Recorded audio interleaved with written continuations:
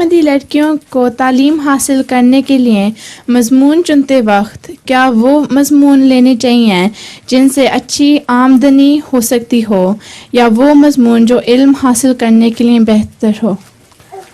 یہ تو ڈپینڈ کرتا ہے. اگر غریب لڑکیاں تعلیم حاصل کر رہی ہیں تو ان کو ایسے مضمون لینے چاہیے جس سے آمدنی بھی ہو, اور اگر امیر لڑکیاں کھاتی پیتی علم حاصل کر رہی ہیں تو ان کو اس سے غرض نہیں ہونی چاہیے کہ علم کے ذریعے کمائی کریں گے کہ نہیں.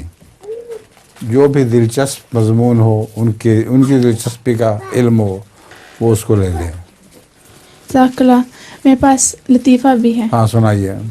ایک آدمی اپنے آگے اپنی جوتی رکھ کر نماز پڑھنے لگا تو کسی نے اس کو کہا کہ اگر جوتی آگے رکھ کر نماز پڑھو تو نماز نہیں ہوتی.